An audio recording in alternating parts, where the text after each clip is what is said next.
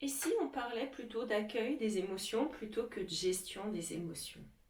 En fait, pour moi, le mot gestion, c'est un petit peu comme avec un tableau Excel. En fait, c'est identifier une émotion, on la met dans une case, on la range dans une colonne, et puis on passe à un autre tableau sur mon tableur. Avec les émotions, du coup, ce serait mettre les émotions dans une boîte à colère, une boîte à tristesse, enfermer ça dans un placard, fermer le placard à clé, fermer la pièce à clé et puis se sauver en courant en disant allez, c'est bon, c'est géré. Et en fait, on est d'accord que parler des émotions, c'est tout à fait autre chose à travers ce que je vis ou ce que je propose comme accompagnement aux personnes qui viennent me voir. Pour moi, en fait, accueillir les émotions, c'est déjà leur ouvrir grand les bras et dire ok, bon bah bienvenue tristesse, bienvenue colère, euh, je vais m'occuper de toi. On va voir comment t'accompagner, te reconnaître, te donner de l'attention et te donner de l'amour.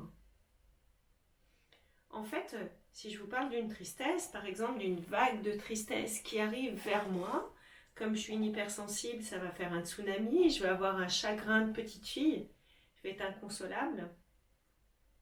Et puis, je vais m'attarder sur cette tristesse, essayer de comprendre en fait si c'est la petite fille, si c'est la femme qui ressent cette tristesse. Et puis je vais parler à cette petite fille en lui disant je te reconnais, je vois en fait, je comprends cette émotion qui t'a perturbée, qui te perturbe, parce qu'elle fait référence à quelque chose que tu as déjà vécu dans ton enfance. Peut-être que je vais m'attarder aussi sur les dates, parce que ceux qui me connaissent savent que je travaille avec les dates, qu'elles viennent me chercher pour nous libérer des vieux schémas, des schémas répétitifs, des cycles de vie. Donc je vais donner de l'attention à cette petite fille.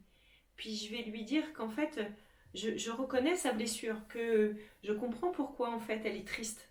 Et puis je vais aussi lui donner de l'amour et lui dire, mais je comprends en fait.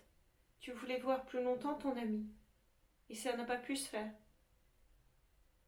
Tu aurais fait autrement. Tu subis cette situation. Vous voyez?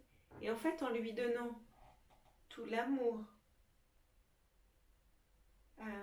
qu'elle mérite par rapport à son chagrin, en proportion à son chagrin, eh bien c'est ça qui va permettre d'alchimiser les émotions. Les alchimiser, c'est les transformer et voir cette tristesse, la frustration derrière cette tristesse et du coup de voir l'opportunité de faire autrement, de faire différemment peut-être, de s'exprimer puisqu'on sait que tout ce qui s'exprime, qui sort de nous, évite de s'imprimer. Voilà.